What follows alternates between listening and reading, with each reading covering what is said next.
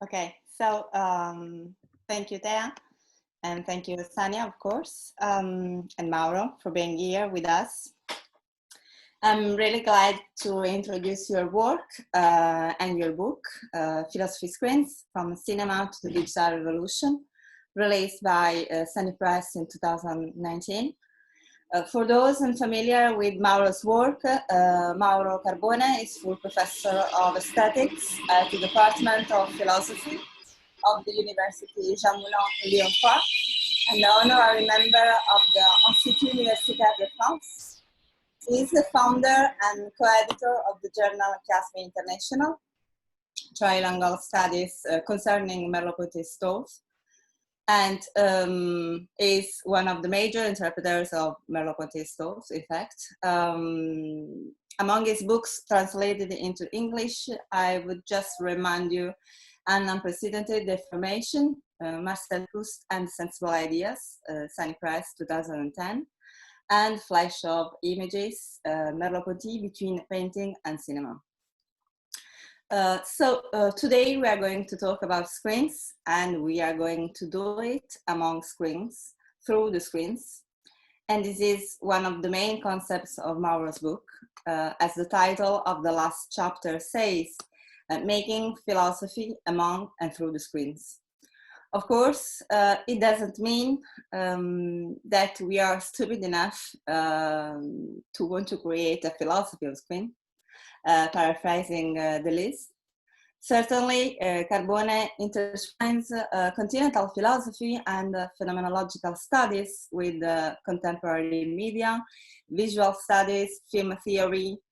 In the text, there are many references to filmmakers, Jean Vigo, Jean-Luc Godard, Porter, but also to painters, Dürer, Rembrandt, and even to the brand marketing. So to the whole complex, fascinating world of images.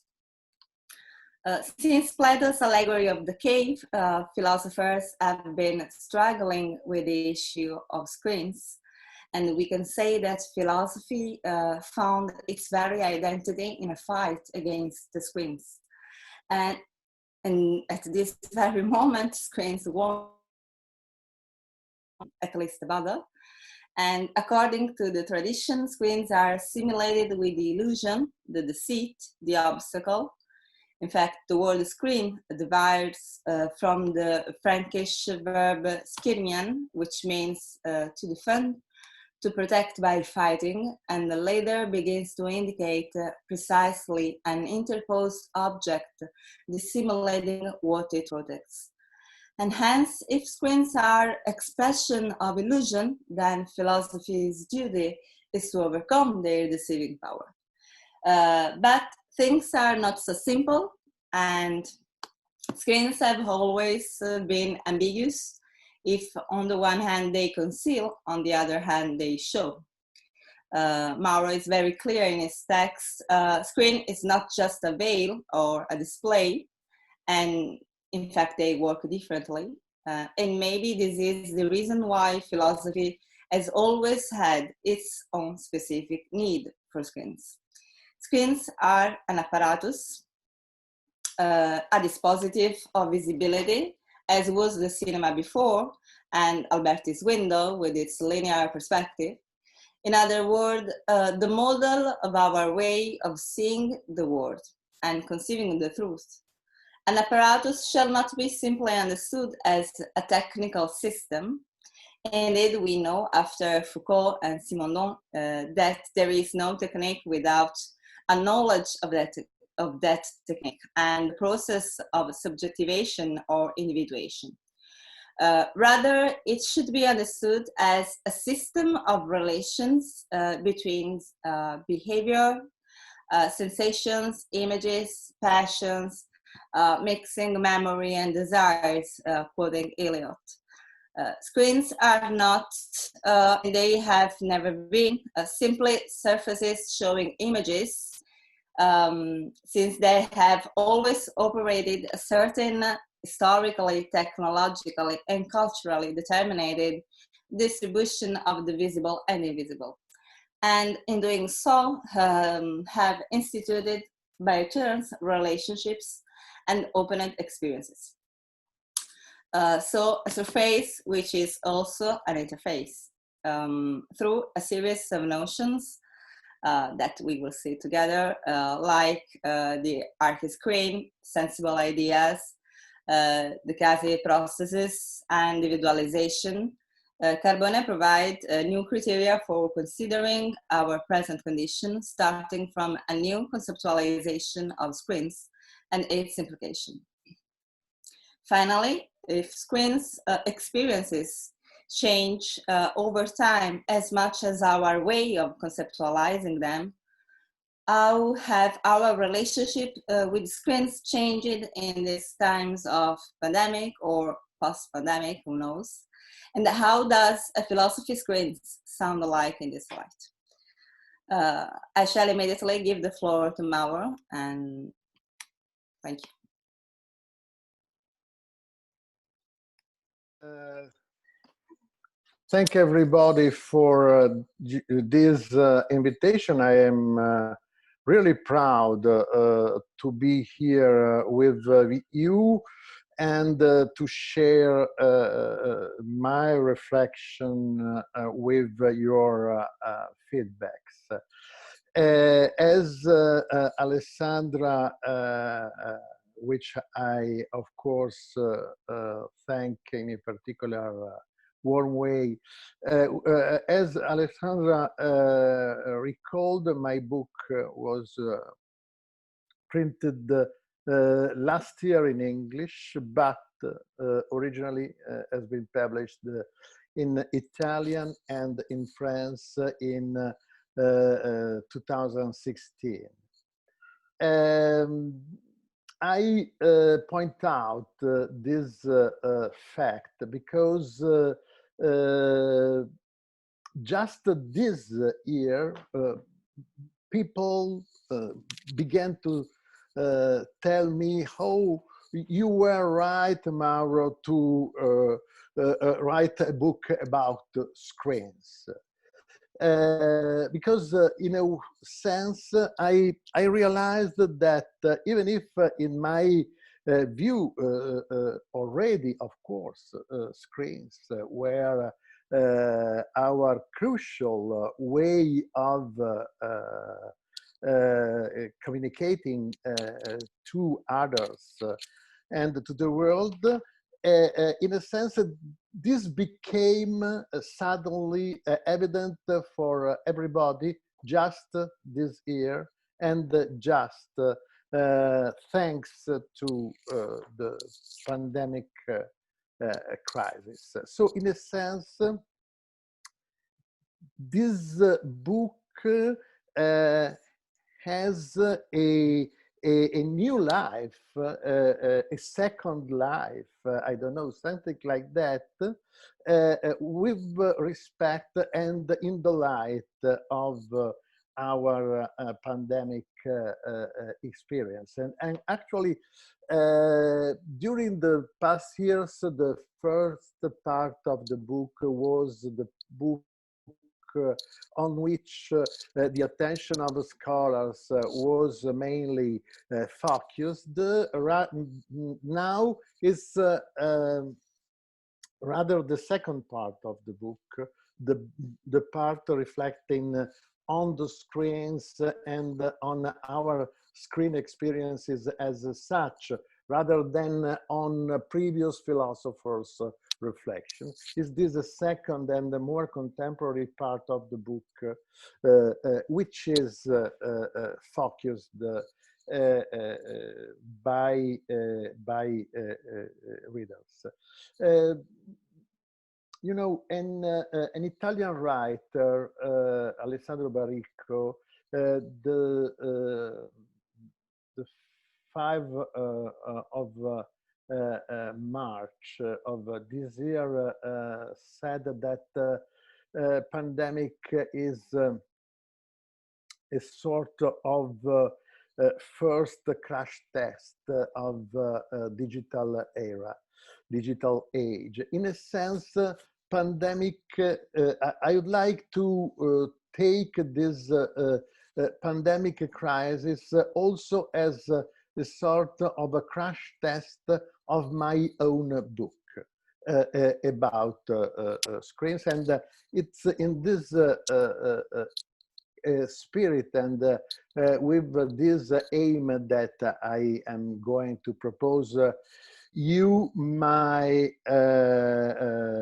reflections, and I prepared, of course, a PowerPoint, so I share my screen. Are you reading what I am, what I have on my screen?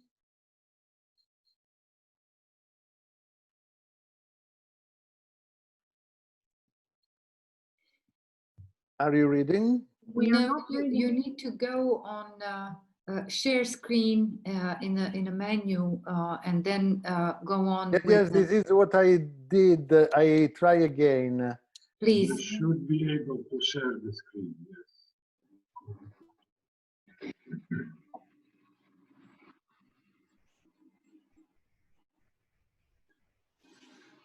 Is it okay now? Yep. Yes. Okay, so life is complicated, as you maybe know. Now it's okay. You are able to read my screen. Thank you. So the title I chose was Philosophy Screens Face to the Screen New Deal. As you see, the Screen New Deal is an expression, a quoted expression. It's an expression I found in an article of the famous Canadian-American journalist Naomi Klein last May the 13th on The Guardian, where Naomi Klein prospects a capitalistic new screen deal after the pandemic. So it's precisely about this screen new deal already began during and with the pandemic that I would like to put my book in relation. So still from another newspaper, let me point out that on the New York Times, March the 31st, Nellie Bowles wrote an article with a very meaningful title, Coronavirus Ended the Screen Time Debate, Screens Won. It was an article which, however, specified that the reported unconditional surrender to the seizure of screens would only apply over the emergency period. All the interviews are in fact convinced that by the end of the lockdown period, our relations with the screen will not be irreparably transformed. Moreover, some raise the hope that the lesson will prove useful for us to feel a greater need for physical contacts with other human beings. At this point, the reader cannot repress the tacit hope that everyone will beware of such a need, because it would obviously trigger a terrifying resurgence of the contagions. In this article, the very title shows a radical change with respect to a year earlier, when the same journalist, the same author, wrote another article, still on the New York Times, which the title, whose the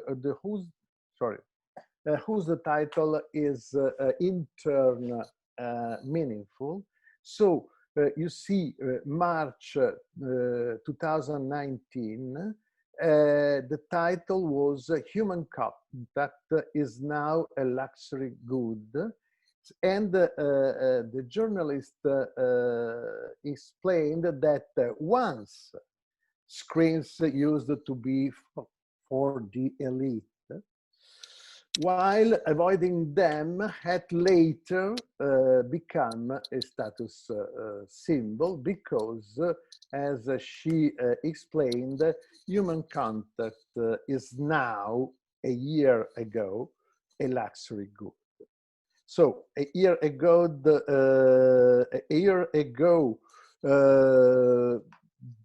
the fact of avoiding screens was supposed to be a luxury good. This March, screens won. This is the radical mutation we lived in the light of the pandemic. In the most recent of these two articles, that of this March, the journalist quotes some meaningful statements by the techno-repentant psychologist Sherry Turkle, a specialist in the human technology relations psychology, who wrote in 1995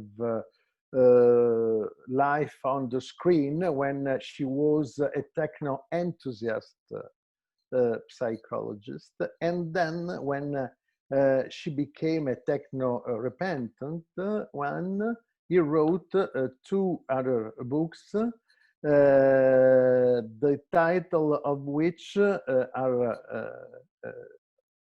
always meaningful. That is to say, the first one, Alone Together, Why We Expect More from Technology and Less from Each Other, 2011, and Reclaiming Conversation, The Power of Talk in a Digital Age, 2015. This psychologist stated to Nellie Bowles for the New York Times Screens Won article these two meaningful phrases.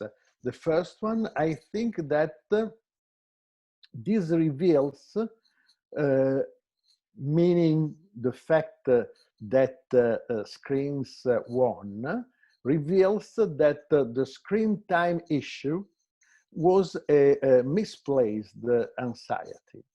So you see, Sherry Turkle changed her own attitude with respect to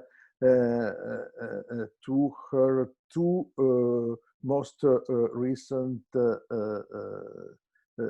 books, speaking of the screen time issue as a misplaced anxiety.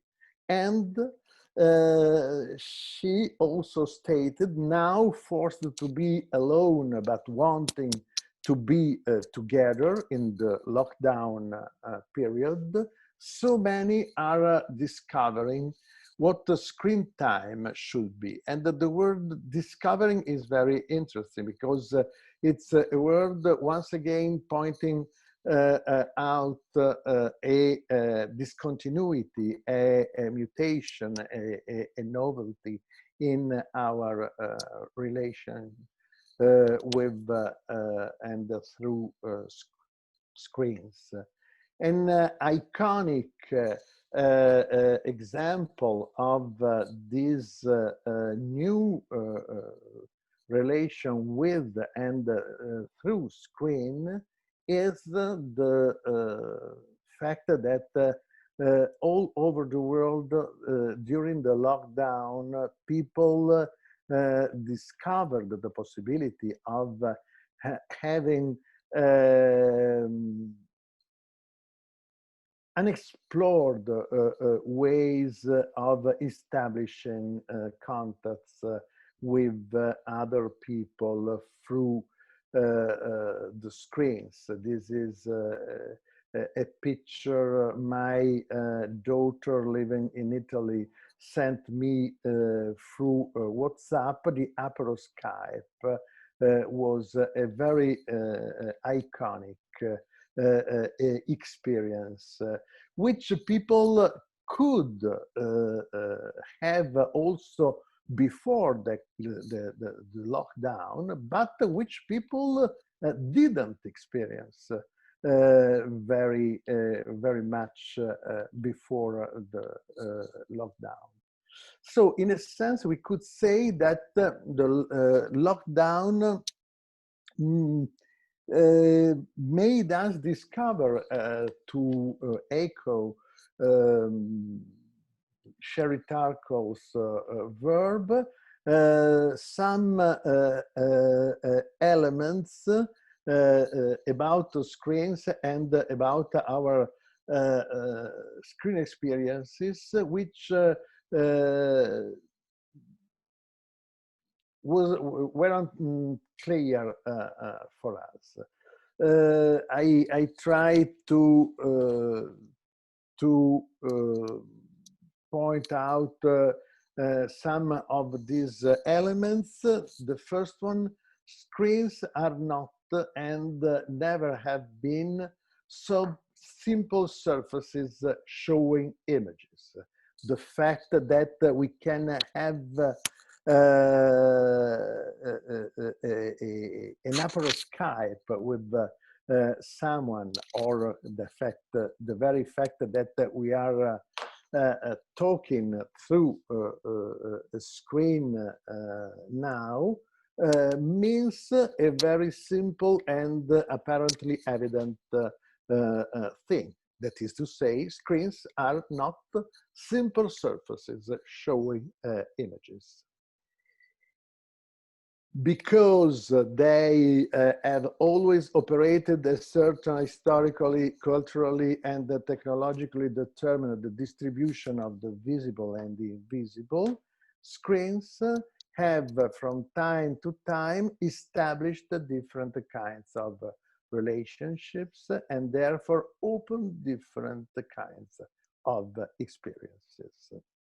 This is one of maybe the fundamental element that we discovered about our screen experiences in the light of pandemic.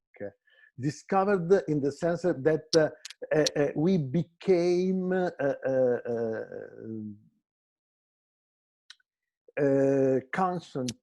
conscious of this fact that we experienced rarely before. In short, screens have never been mere surfaces, but surfaces operating as interfaces.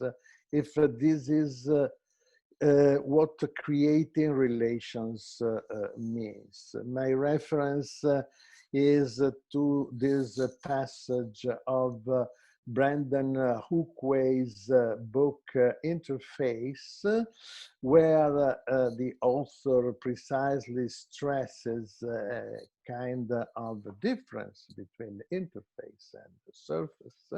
The interface may be distinguished from the surface in that it does not primarily refer back to a thing or condition, but rather to a relation between things or conditions, or to a condition as it is produced by a relation.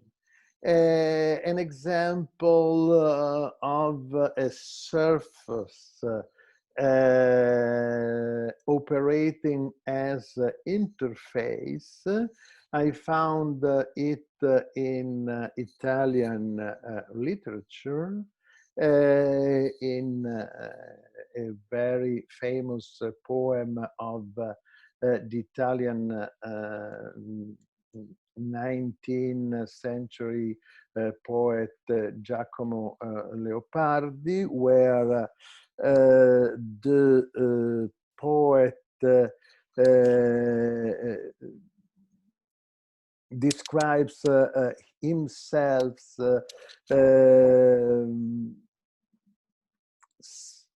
sitting before the hedgerow on a lonely hill. The term hedgerow reminds us of the verb to hedge round, defining the general meaning of the Greek verb phrasso, which is close to the original meaning of the word screen, which Alessandra recalled as means to protect. This hedgerow prevents the poet's gaze from seeing the view that stretches down the hillside. So in this sense, the edge works like a screen which make the poet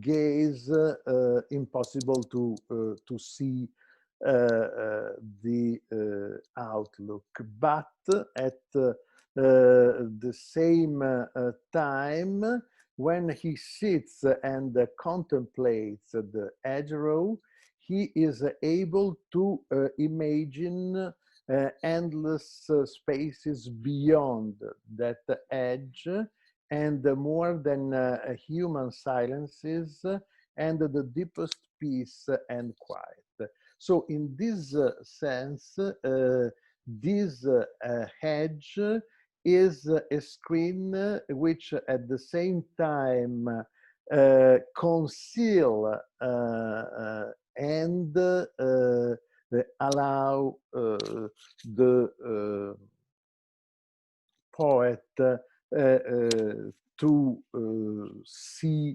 the visible and to imagine the invisible. In this sense, as I wrote below in this slide, the hedgerow as it's an interface distributing the visible and the invisible, as well as founding the poet's relation with the latter, not only with the visible, but also with the invisible.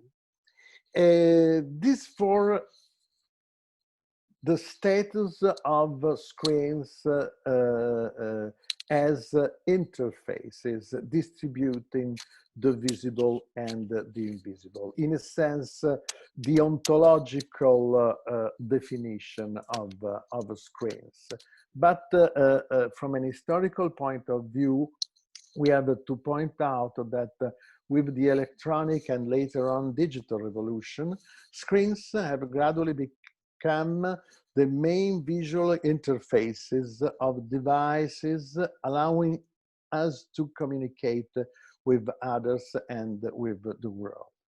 In the meantime, such devices have been technologically developed in a multimodal sense by combining in multiple ways texts, images, sounds, and including looks, gestures, voices.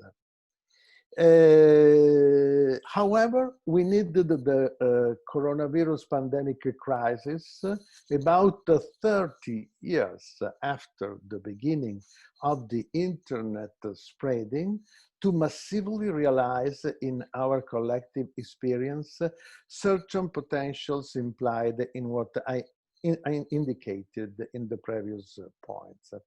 When I say 30 years after, is because let me recall you that conventionally we speak of the 80s as the decade of the diffusion of personal computers, the 90s as the decade of the diffusion of internet. So 30 years ago. Thus, thanks to the screens, we no longer, as I show in my daughter's picture, we no longer just share snapshots of our meal before even testing the food, but we eat it together. This is what makes Tarkle say that we are discovering what the screen time should be. And yet, the possibility of spending screen time in that way was already available. So how did this happen? It seems to me relevant to wonder on the reasons that led to this cultural delay. My hypothesis is that the problem was not due to contemporary screens as such, but rather to our ancestral fear of remaining imprisoned by images because of our magical pre-modern attitudes, as one of the most influential picture theorist, W.J.T. Mitchell, writes, our magical pre-modern attitudes toward pictures.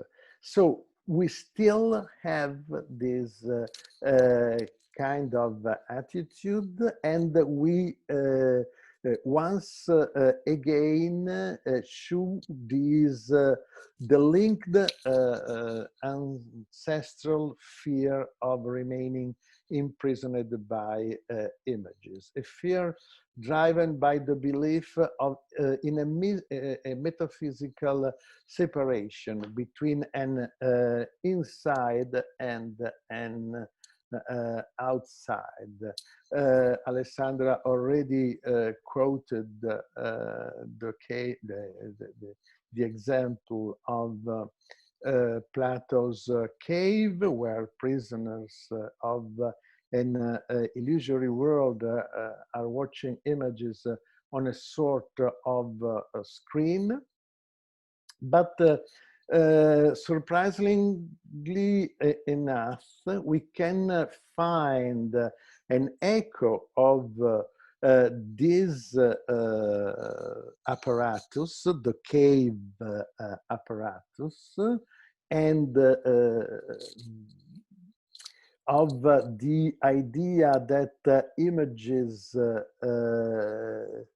can make us a prisoner of their own world, separating us from reality. For instance, in a very famous movie that you for sure know, but I am trying to show you the final scene of this movie, The Truman Show, directed by Peter Weir in 1998. Let's hope to be able to show you. Yeah.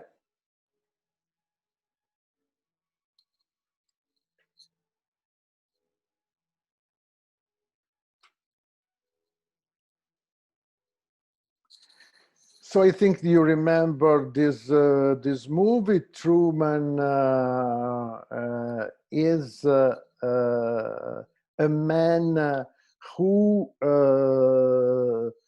discovers that he was born on a reality show set and spent all his life in this set.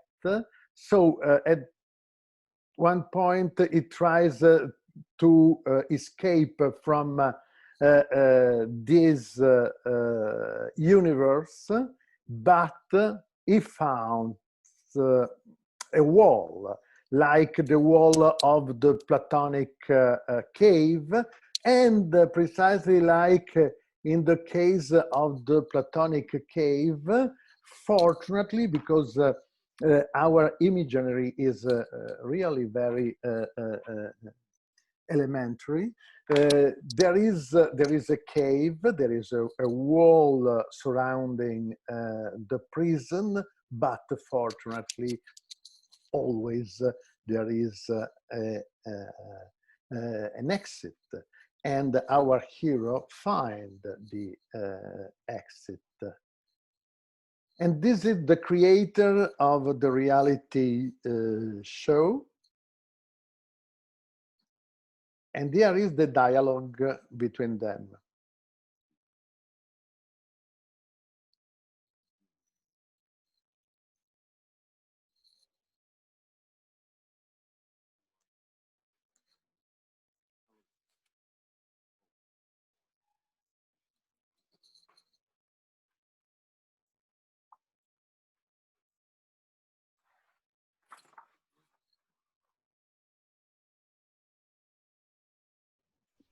We cannot see you, Mauro.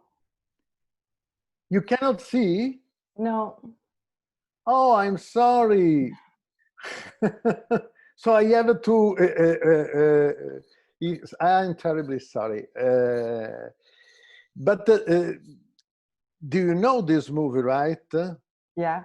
Okay. So what is very interesting in this final scene are two things. First of all, what I was explaining before, that is to say, the structure of the reality show set is imagined like a sort of a prison, a sort of cave, separating an inside and an outside. In a sense, the meaning is still the same we found in Plato's allegory, that is to say, images make a prison for us by separating an inside from the outside of the so-called reality. What is interesting, the other thing which is very interesting in this scene is that the most intelligent thing, the most clever remark is proposed by the creator.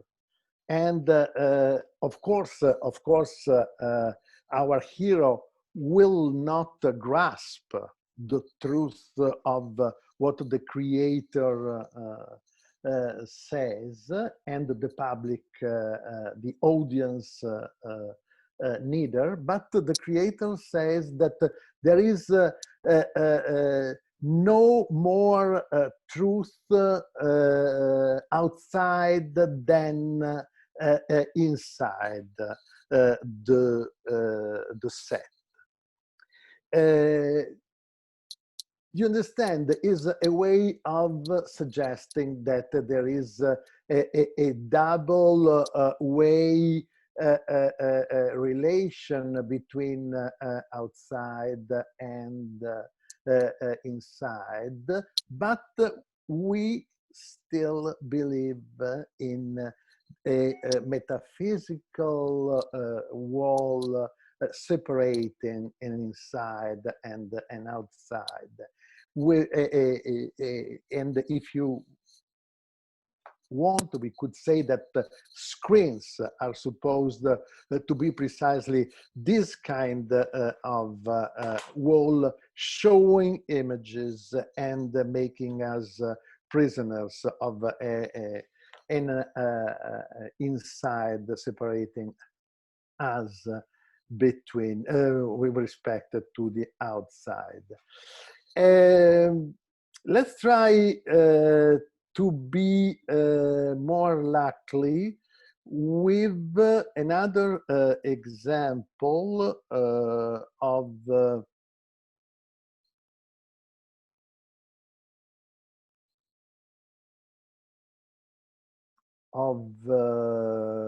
this paradigm, if I am able to,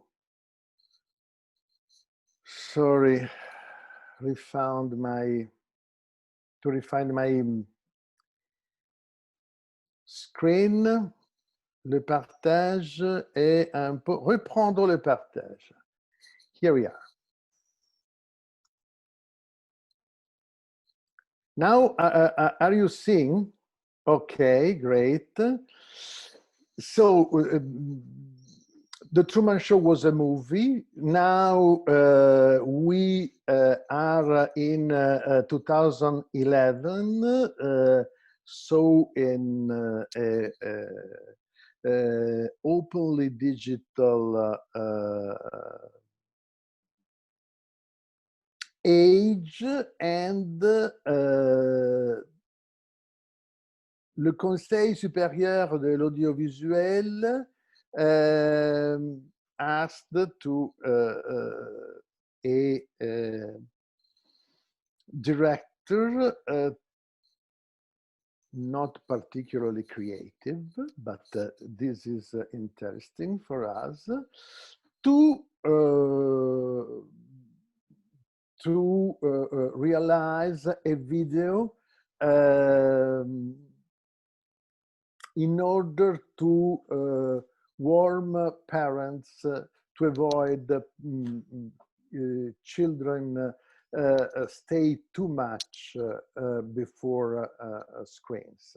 And this creative, not too much creative director found a very original title for his video, Le piège des images, the trap of images. You know, after Plato, nothing else happened for him in the history of humanity. And let's see this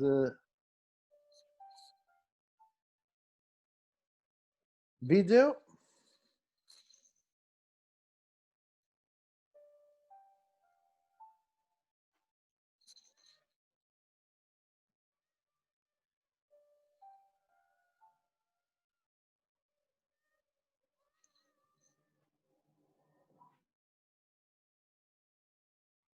You see the the subtitle, we shall not leave our children to be trapped by images. And this is Plato. Platonism, in the simplest version of Platonism. And then there is another subtitle, let's be responsible face to screens. Once again, the metaphor of the prison for screens as the supposed to be the images showing surfaces. So these are some examples of the cultural delay I evoked before, but I think that this cultural delay does not concern our collective experience only. For instance, I think that this cultural delay concerns also the screen studies. That is to say, this kind of proto-discipline which has been developed precisely thanks to the digital revolution. No way.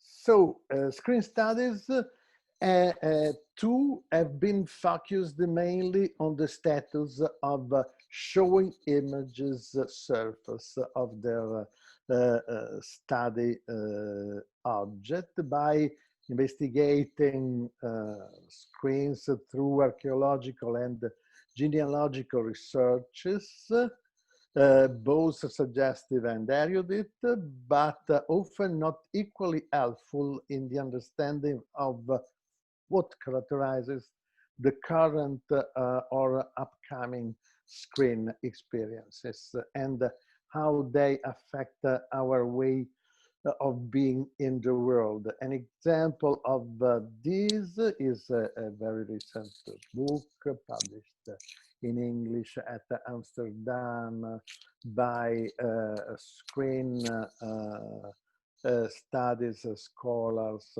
from the Yale University. The title of this book is Screen Genealogies. What they are interested in are to find when precisely the word screen was bound to the optical.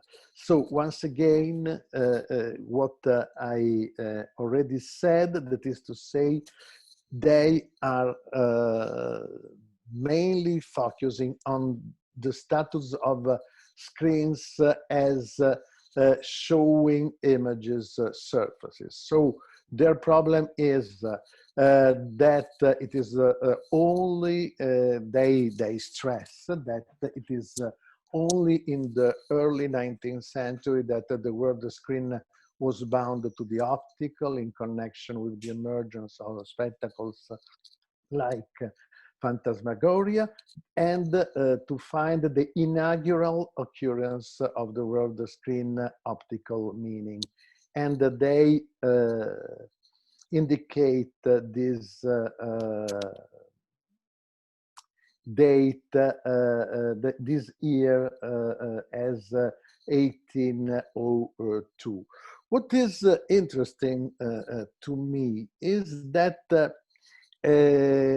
if you open a French dictionary like le dictionnaire François contenant les mots et les choses, plusieurs nouvelles remarques sur la langue française, c'est it's the French of that age, and you see it's the end of the 17th century, more than 100 years before. You find something very interesting, which is not interesting at all for these screen studies scholar. That is to say that the word screen is defined as a surface protecting people from fire, but also this definition evokes the fact that we usually decorate screens of painting, poems, stories, fables, and so on. So what is interesting is screens at the beginning of the 17th centuries were the surface of hybridation of images and words, of visual and symbol. Something which is much closer to our present experience than the merely optical meaning of screens. So the genealogies I evoked neglect the fact that already in the 17th century, the screens not only already showed images, but also words. In this respect, thus proposing themselves in a hybrid experience closer to the current than one could suspect. Those genealogies are mainly focused, the genealogies I evoked, like the book I quoted, are mainly focused on the status of screens as showing images surfaces. Thus, such genealogies turn out to be subordinate to an imagocentric perspective. So what I am suggesting is that there are two parallel version of this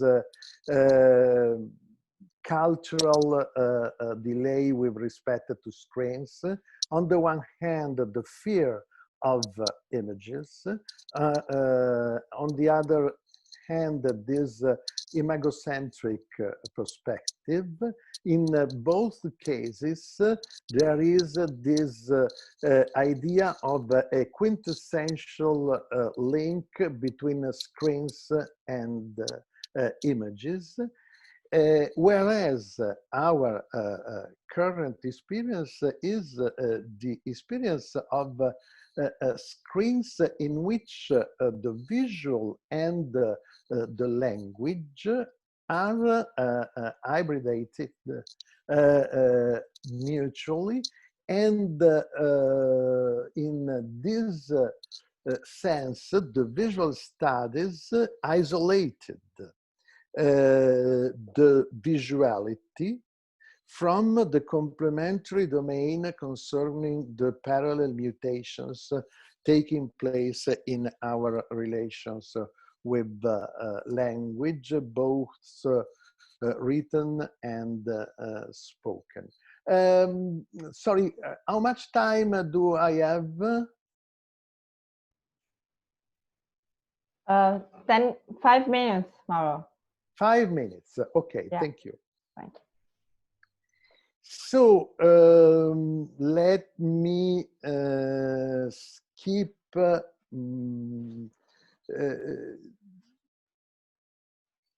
this part of my presentation to say that this kind of a perspective, linking screens quintessentially to images, is missing the transformations which is at work of screens from laptop to wearable devices. This means that this is the case of head-up wearable displays. Let me show you the case of Google Glass. Google Glass, understand here just like an example of augmented reality device, which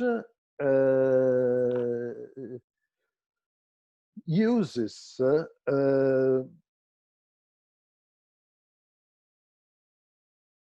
the user's retinas as a screen of projection.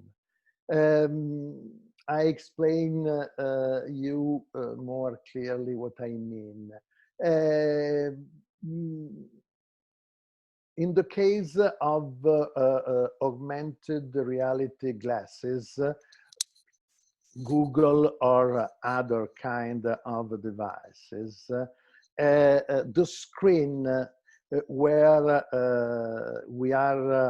we can read the informations, the images, and so on, is not the glass.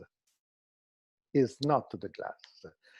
For the simple reason that we cannot see something which is too much closer to our eye. So the screen in this case is our own eye.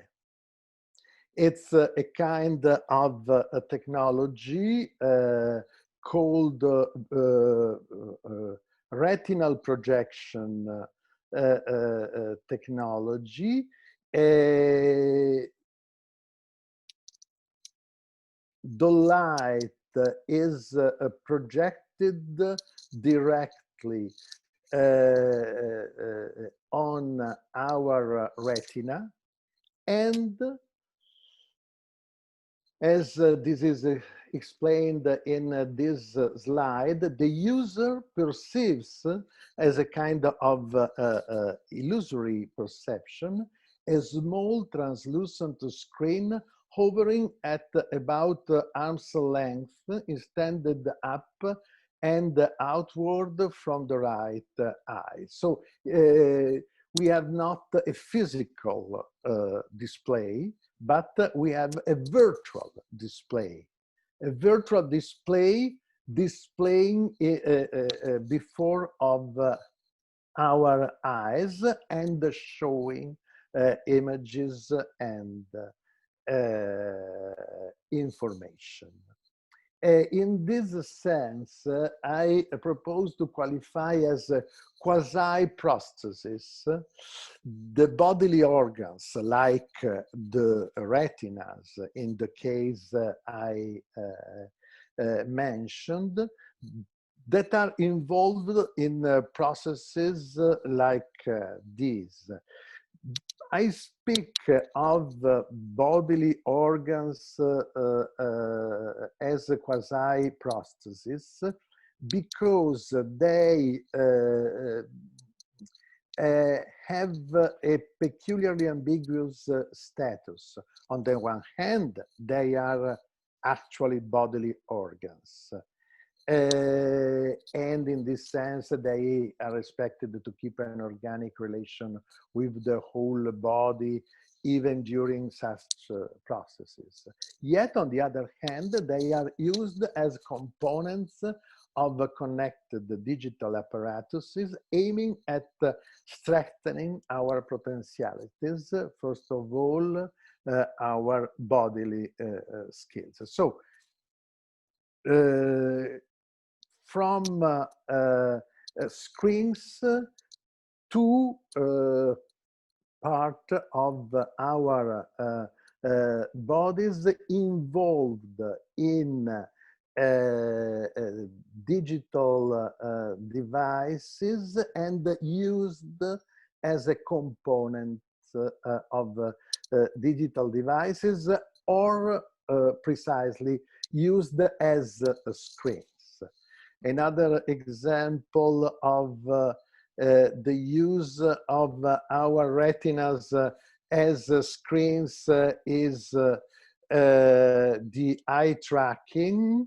In this case, an infrared ray is projected on the eyes, and a camera can track the reflect of the infrared ray in the eyes, and show the movement of this eye in the screen,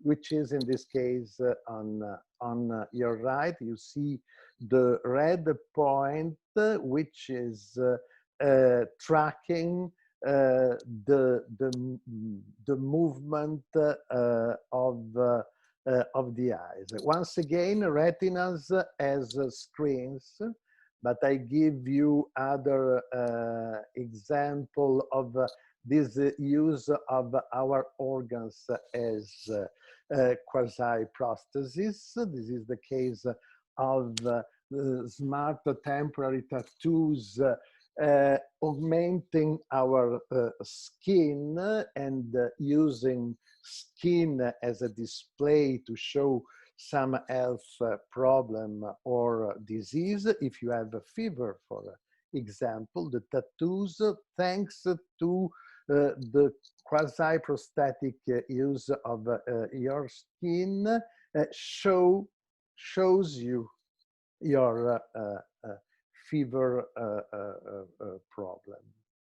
So not only retinas, but also, as I said, skin.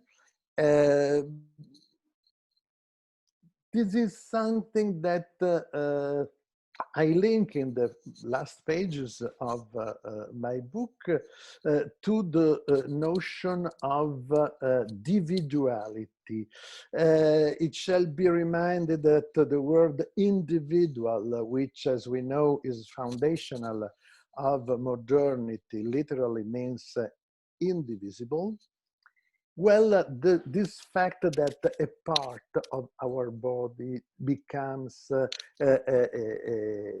quasi-prosthesis of a digital display made me think to this process as a fragmentation of our body, and more generally a fragmentation of our identity, which is becoming more and more individual, which is experimenting more and more situation of individuality, understood as the fragmentation and the pluralization at once of our personal and social identities, linked with the digital proliferation of our relationships. And here we can found a point of the first book of our psychologist already quoted, Sherry Turkle, who wrote in her first book, 1995, that in the age of internet, our self exists in many worlds and plays many roles at the same time, she wrote, in connection with an increasingly smart environment where the screen-based experiences play a central role and exert a decisive influence on the wider range of our interactions. So this is, the word individuality is for me a way of following the personal and social and ontological effects of the digital revolution on our identities. Let me briefly remind you that other people already used the word individual in another sense. Gilles Deleuze, Postscriptum sur les sociétés de contrôle 1990, used the notion of individual in order to denounce the mutated socioeconomic status of people living in the present stage of a capitalist societies meant as dominated by financial capitalism. And the Indian anthropologist Arjuna Padurai denounced the contrast between the fact that we are simultaneously yet conflictingly treated as individuals on one hand, as permanent repositories of rights, capacities, and obligation, and we are at the same time treated as individuals, understood at the bearers of risk, disease, death, or dysfunctions on the other hand. What these two uses of the word individual have in common is that the notion of individual is merely intended to denounce the loss of the previous condition of individuality, which sounds therefore implicitly suggested as better and more desirable than the present one. With respect to such positions, I propose to test a larger and deeper interpretation of the notion of individual, which can be more helpful in order to elaborate a proactive approach to the aforementioned contemporary transformations. Indeed, individualization is not just a political and socioeconomic fragmentation of our identities, but also a multiplication of such fragmented identities due to the mainly digital screen-mediated proliferation of our relationship. Therefore, since the digital revolution is an event which changes things so fundamentally that there is absolutely no going back to the condition of individuals in a modern sense, we need to question such experiences in the effort to make a philosophy at today's scale that is a philosophy screens. And I thank you very much for your attention. Well, thank you. Thank you very much, Mauro, for your absolutely fascinating and unsettling lecture. Well, if anyone has a question, you can raise your hand physically or remotely, and I will give you the floor.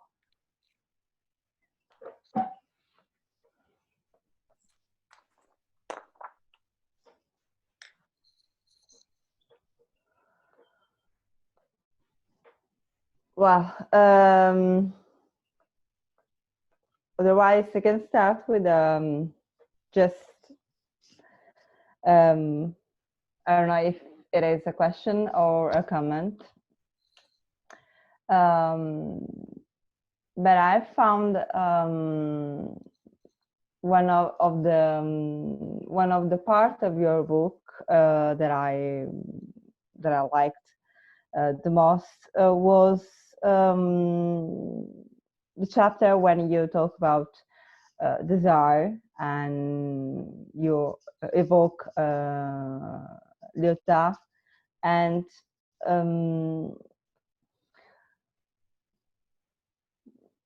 I was wondering about the link between the changing of our way of conceptualize the screens and the fact that screens are for us absolutely seductive. So if there is a connection between the changing of a model of vision in a certain epoch and the mutation of desire, the question is, does it change our desire and perception, this screen epoch?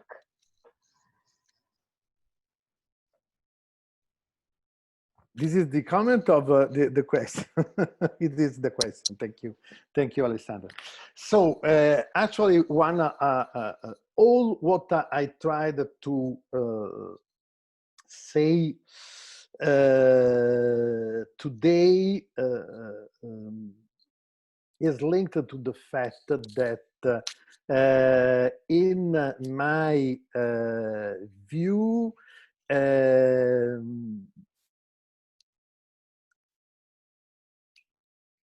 in different epochs, screens have different statuses, and these statuses are linked to the dominant idea of visibility in that epoch. So we could say that screens are a major component of the refashioning of our experience of visibility, both from a perceptive and from a desiderative point of view, because the two are always linked. We change our perceptual vision, and at the same time we change our desire of visibility. This double and simultaneous change is linked with historical, cultural, and technological changes. So the fact of the changes of visibility today was, if you want, the very core of the reflections I proposed you before. I think that today the desire of one of the main aspects of the desire of visibility is a desire of social visibility, which on the one hand is produced, feeded and supported by the social networks, and on the other hand tries to find also a political visibility. This new social visibility tries to find also a political issue. And I think that populism, sovereignism, for instance, have been a way of giving a kind of response, of course, in a demagogic way, precisely to this desire of political visibility. Because why I speak about, I said demagogic way, because the idea is that in a sense, digital screens give us a totally transparent vision on reality. That is to say, the idea is that these screens give us an immediate experience of reality, immediate in the sense of not mediated. And this is precisely this idea of social network experiences as non-mediated, which is, in my opinion, at the basis of some demagogic and populistic response to the desire of visibility of people today. Thank you, Mauro. Does anybody has a comment or a question to Mauro?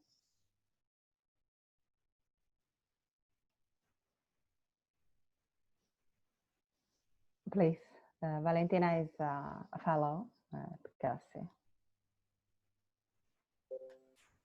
I hope you can hear me. Okay. Yeah. Thank you very much for your presentation.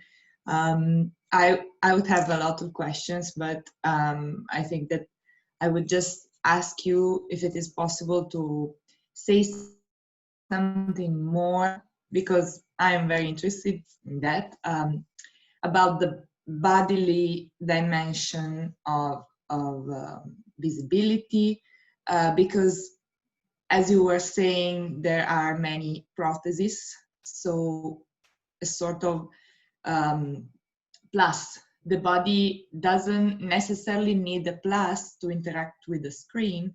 Still, the screen can be a plus. There are also some, the glasses, all the devices and technologies you were talking about, but there are definitely many prostheses. So I would just like you to say something more about the need to modify the body also to adjust or to make the interaction with the screen more effective. Okay, thank you, Valentina, because this is a very important point, actually, and I am happy to have the way of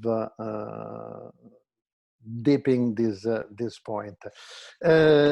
My idea is that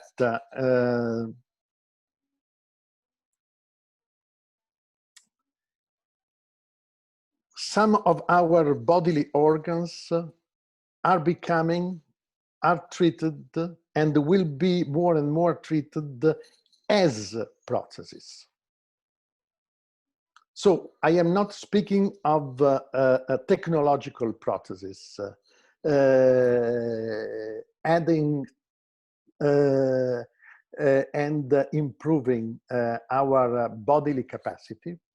But I am speaking of our bodily organs as improving technological devices capacities.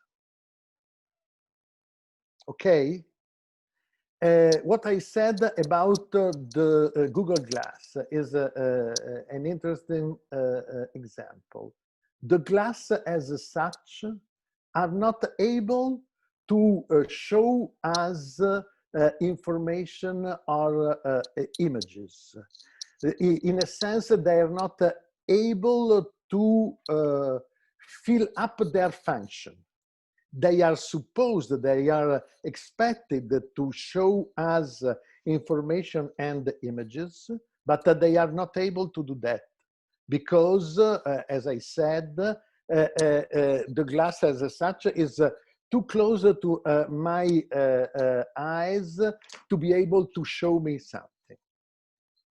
So the device needs my body, an organ of my body, in this case my retina, in order to involve this part of my body in the organization of the device, the technical device, and through this organ treated as a quasi-processes, the device is able to fill up its function. This is the idea.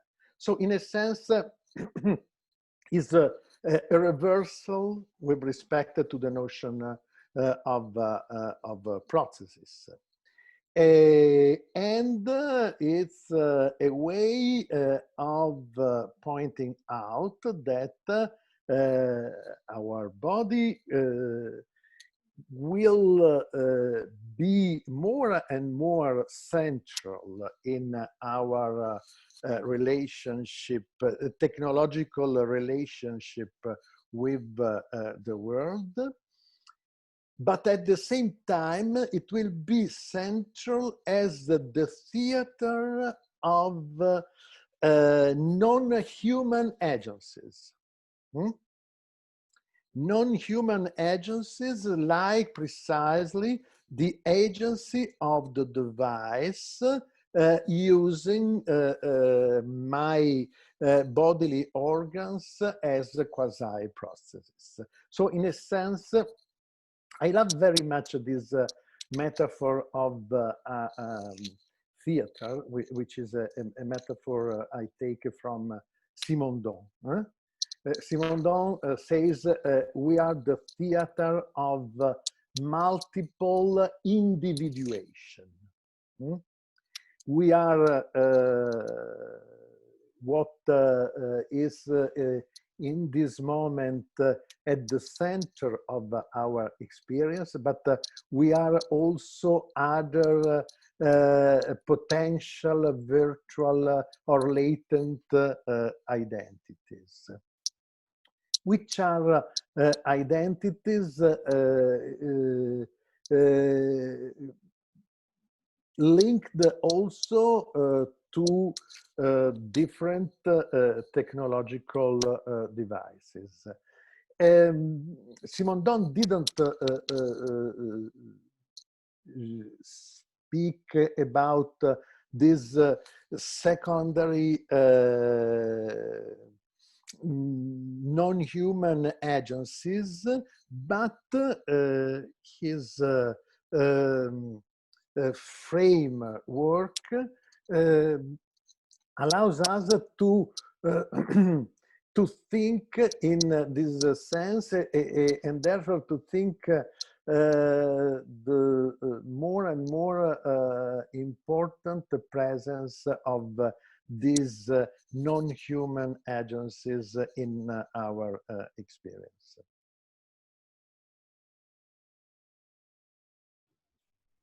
Well, thank you, Mauro.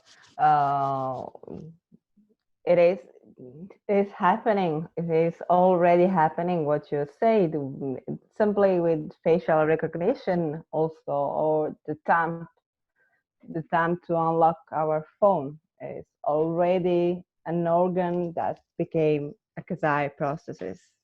I don't know if I well understand. And unless Tanya, if we have time for other questions. Thank you very much, Mauro, for your presentation. It was very dense and complex, and actually paradoxical, because we are facing our private screens, even though we are, as I see it now, 13. So 13 little squares and one screen in front of us already is an extraordinary experience. I don't know if anyone else has anything to add, but I would like to thank you once again for sharing your research with us and your insights.